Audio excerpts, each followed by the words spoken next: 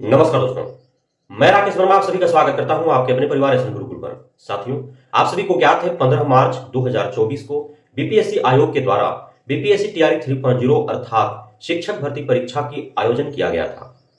प्रथम पाली में 6 to 8 के 1.5 लाख से भी अधिक अभ्यर्थी शामिल हुए थे और द्वितीय पाली में 1 to 5 में 2 लाख से अधिक शिक्षक अभ्यर्थी सम्मिलित हुए थे। लेकिन दुर्भाग्य यह रहा कि कुछ ऐसे गिरोह, ऐसे संगठन जिनका हमेशा से प्रयास रहा है इस प्रकार की भर्तियों का पेपर लीक कर करोड़ों अरबों रुपए पैसा कमाना। सॉल्वर गैंग, धांधली सेटिंग करने वाले जो हमेशा से अक्षम और अयोग्य लोगों से पैसा लेकर के उनकी बहाली करवा देते हैं। तो ऐसे ही गिरोह और संगठन पूर्व में ही सक्रिय हो चुका था और परीक्षा से पूर्व ही प्रश्न पत्र उनके हाथ लग चुके थे। वह प्रश्न पत्र उनके हाथ आए कहां से? क्या बीपीएससी कार्यालय से ही मिल गया था या फिर प्रिंटिंग प्रेस से मिला था? तो इसकी जानकारी अब तक सटीक नहीं मिल पाया है और 15 मार्च 2024 को एग्जाम होने से पूर्व 14 मार्च 2024 को ही रात में पटना से उस संगठन, उस गिरोह के सदस्यों को गिरफ्तार कर लिया गया था और कुछ शिक्षक अभ्यर्थियों को भी गिरफ्तारी की गई थी। और 15 मार्च 2024 परीक्षा 10 बजे से आरंभ होने थे और 5:30 बजे सुबह ही बिहार झारखंड के बॉर्डर, झारखंड के हजारीबाग से 2-3 अलग अलग होटलों और मैरिज हॉल से लगभग 300 शिक्षक अभ्यर्थियों के साथ आधा दर्जन गिरोह के सक्रिय सदस्य पकड़े गए एवं अन्य कई प्रकार के सामग्रियां प्राप्त हुई। सभी को प्रश्न पत्र और उसके उत्तर रटवाए जा रहे थे। वहां से पेन ड्राइव प्राप्त हुआ, वहां से प्रोजेक्टर प्राप्त हुए, लैपटॉप प्राप्त हुए, एडमिट कार्ड प्राप्त हुए, प्रश्न पत्र प्राप्त हुए, कैश प्राप्त हुआ, ब्लैंक चेक प्राप्त हुआ, ओरिजिनल दस्तावेज प्राप्त हुए। इस प्रकार के सामग्रियां जब्त की गई।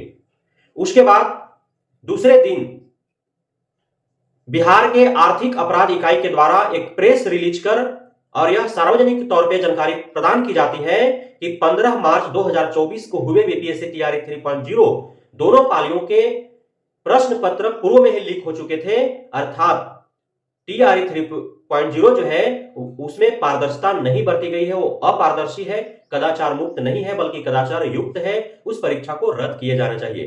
हालांकि बीपीएससी आयोग प्रारंभ में टाल मटोल करते रहे, लेकिन 20 मार्च 2024 को यह मजबूरन आर्थिक अपराध इकाई के बार बार कहे जाने के बाद बीपीएससी आयोग के द्वारा परीक्षा रद्द कर दी जाती है। उसके बाद जांच कुछ दिन तक बहुत तेज गति से चलता है, काफी कुछ अपडेट आते रहते थे, देखने को मिलता था। लेकिन टीआरई 3.0 का जो प्रश्न पत्र वाला मामला है, पेपर लीक वाला जो मामला है, अब वह ठंडे बस्ते में जाते हुए दिख रहा है। कुछ भी अपडेट प्राप्त नहीं हो रहे हैं, कोई खबरें नहीं आ रही है कि आखिर जांच का कड़ी किन किन लोगों तक पहुंचा, किन किन के गिरेबान तक जांच एजेंसी के हाथ गए और कौन कौन इसमें संलिप्त हैं। सबसे हैरान कर देने वाली बात यह है कि जब अतुल प्रसाद जी बीपीएससी आयोग के चेयरमैन हुआ करते थे तो कोई सोशल मीडिया पर आकर के कोई वक्तव्य देता था, प्रतिक्रिया कोई व्यक्त कर देता था तो उससे बीपीएससी आयोग का छवि धूमिल होता था और वे 1 साल, 3 साल, 5 साल के लिए उसे प्रतिबंध कर देते थे उस शिक्षक अभ्यर्थी को। लेकिन ये जो 300 शिक्षक अभ्यर्थी लगभग जो पकड़े गए, जो परीक्षा से पूर्व ही प्रश्नोत्तर रट रहे थे, उन्हें गिरफ्तारी की गई और कुछ ही घंटों, कुछ ही दिनों के बाद उन्हें छोड़ दिया गया और बीपीएससी आयोग के द्वारा अब तक उन पे कोई भी एक्शन नहीं लिया गया है। यह हैरान कर देने वाली बात है। उन्हें क्यों नहीं आखिर प्रतिबंधित किया गया? उन्हें तो आजीवन प्रतिबंधित कर दिया जाना चाहिए ताकि कोई हिमाकत ही न करे आगे से इस प्रकार के पेपर लीक मामले में संलिप्त होने के लिए। क्योंकि पेपर लीक गिरोह तभी सक्रिय है जब अयोग्य और अक्षम लोग पैसे के दम पर नौकरी लेने की लालसा पाले हुए हैं। तो तालियां दोनों हाथ से बज रही है, तो कमजोर दोनों को करना होगा, तभी जाकर के पेपर लीक मामले रुक पाएंगे, सॉल्वर गैंग की सक्रियता समाप्त हो पाएगी, धांधली सेटिंग करने वाले पर शिकंजा कसा जा पाएगा। अन्यथा कार्रवाइयां नहीं होंगी तो टीआरई 3.0 जो री एग्जाम होने वाला है, जिसे लेकर के सरकार खुद की पीठ थपथपा रही है और एक ही परीक्षा को दोबारा लेकर के और पुनः वर्तमान सरकार जो है वह नौकरी की भरमार, नीतीश कुमार, बिहार सरकार नौकरी की भरमार जैसे नारों को जो है सोशल मीडिया पर वायरल कर रही है। जबकि शर्म आनी चाहिए इस सरकार को कि बीपीएससी आयोग के माध्यम से परीक्षा हो रही है, फिर भी वह सेफ नहीं है, सुरक्षित नहीं है। पेपर लीक इतने व्यापक हो जा रहे हैं कि पूरे सिर्फ भारत स्तर पर ही नहीं, विश्व पटल पर बिहार का नाम शर्मसार हो गई है। इतना व्यापक स्तर पर यह पेपर लीक मामला हुआ। अब इसमें बार बार छात्र नेताओं के द्वारा एलिगेशन लगाए जाते रहे कि इसमें बड़े बड़े कोचिंग संचालक संलिप्त हो सकते हैं, बड़े बड़े अधिकारी संलिप्त हो सकते हैं, बड़े बड़े नेता मंत्री संलिप्त हो सकते हैं। कुछ छात्र नेताओं के द्वारा बाय नेम एक बार नहीं अनेकों बार एलिगेशन लगाया गया, ऑन रिकॉर्ड न्यूज चैनलों पर आकर के न्यूज रिपोर्टरों के माध्यम से।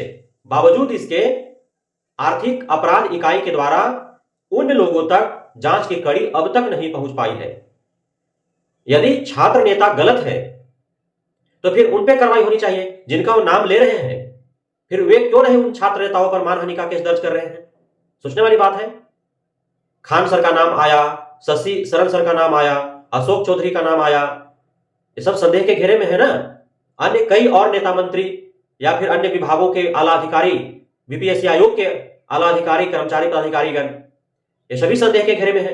नाम ले लेकर के खुलासे किए गए। बावजूद इसके न तो जिनका नाम लिया गया इस पेपर लीक मामले में उन्होंने नाम लेने वाला पर मानहानि का केस दर्ज किया, और न ही उन्होंने खंडन किया करके, और न ही अब तक आर्थिक अपराध इकाई उन तक पहुंच पाई है। तो इसे आखिर क्या माना जाए? क्या आर्थिक अपराध इकाई के ऊपर सरकार का किसी प्रकार से दबाव है? इसलिए चूंकि सरकार के ही लोग जिसमें संलिप्त है और सरकार नहीं चाहती है कि चुनाव से पहले कुछ ऐसे खुलासे हो ताकि चुनाव पर प्रभाव पड़ सके। और सबसे हैरान कर देने वाली बात है कि इस पेपर लीक मामले से जो ग्रसित युवा हैं, जो बेरोजगार हैं, उनके लिए सत्ता में बैठे हुए तो बोल ही नहीं सकते हैं, क्योंकि ये तो उन्हीं के द्वारा किया कराया है। लेकिन विपक्ष के लोग भी इसे मजबूती से मुद्दा नहीं बना पाए और नहीं उठा पाए। पेपर लीक मामला में संलिप्तता सत्तारूढ़ या विपक्ष के किसी भी जनप्रतिनिधि का हो सकता है। इस वजह से सभी शिथिल और शांत हैं। कोई इसे गंभीर मुद्दा नहीं उठाया, कोई इसे पुरजोरता से मजबूती से नहीं उठा पाया। अब छात्र नेता बोल भी रहे हैं, कुछ छोटे न्यूज चैनल इसे दिखा भी रहे हैं, तो बहुत ज्यादा तवज्जो नहीं दिया जा रहा है। इसे न्यूज चैनल के मेन स्ट्रीम से पूरी तरह से गायब कर दिया गया है, जबकि यह एक बहुत ही गंभीर मुद्दा है। पेपर लीक मामला केंद्र सरकार ने इस पर कानून लाया है। बिहार सरकार के अंदर इस पर कानून है, जो पकड़े जाएंगे, जो दोषी पाए जाएंगे, उन्हें आजीवन कारावास की। बावजूद इसके हो रहे हैं ऐसा इसलिए कि जांच जब भी होता है वह अंतिम पायदान तक नहीं पहुंच पाता है। कुछ छोटे मछलियों को पकड़ करके उन्हें कुछ दिनों तक हिरासत में रखकर, और फिर जब मामला शांत हो जाते हैं तो जांच भी ठंडे बस्ते में चला जाता है और सभी बाइज्जत बरी हो जाते हैं। किसी पर कोई कार्रवाई नहीं होता है, और जो गिरोह और संगठन होता है वह पुनः आगामी परीक्षाओं के प्रश्न पत्र लीक करने, सोल्वर के रूप में कार्य करने, धांधली सेटिंग कर नौकरी दिलाने के लिए वह एक्टिव हो जाते हैं। और जो अक्षम अयोग्य लोग हैं वे अपना जेवर बेच करके, जमीन बेच करके, सूद पर पैसा लेकर के या जैसे भी व्यवस्था करके वो एक नौकरी के एवज में 10-10, 20-20 लाख रुपए देने के लिए वो तैयार हो जाते हैं। इस प्रकार यह धंधा सिर्फ बिहार ही नहीं पूरे भारत भर में फल फूल रहा है। इस पर केंद्र और राज्य सरकारों को सख्ती से शिकंजा कसने की आवश्यकता है। नहीं तो एक दौर ऐसा आएगा कि एक तो वैकेंसीज नहीं दी जा रही है, भर्तियां नहीं दी जा रही है, भर्ती आ भी रही है तो पेपर लीक हो जा रहे हैं, पेपर लीक हो भी रहे हैं तो 6-6 महीना, 1-1 साल बीत जा रहा है, एग्जाम नहीं कराए जा रहे हैं। जैसा कि बिहार में ही बिहार पुलिस कांस्टेबल एग्जाम 1.5 वर्ष बीत चुके हैं, अब तक उसके एग्जाम को लेकर के कोई भी सुगबुगाहट नहीं है।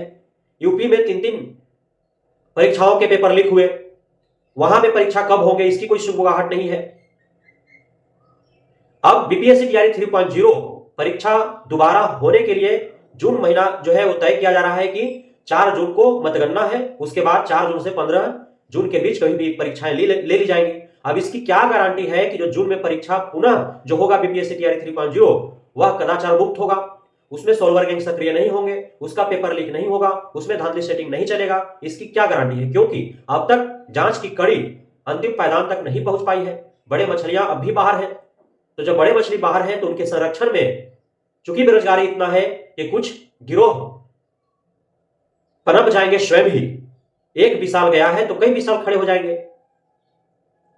तो इसलिए पूरी तरह से जांच अंतिम पायदान तक होने चाहिए और जो बड़ी मछलियां हैं, चाहे वो कितना भी बड़ा अधिकारी हो, कितना भी बड़े कोचिंग संचालक हो, कितना ही बड़ा मंत्री, विधायक, सांसद, जनप्रतिनिधि हो, उसे कॉलर पकड़ करके घसीटते हुए जेल में बंद करने की आवश्यकता है, क्योंकि यह युवाओं के, बेरोजगारों के भविष्य के साथ खिलवाड़ है।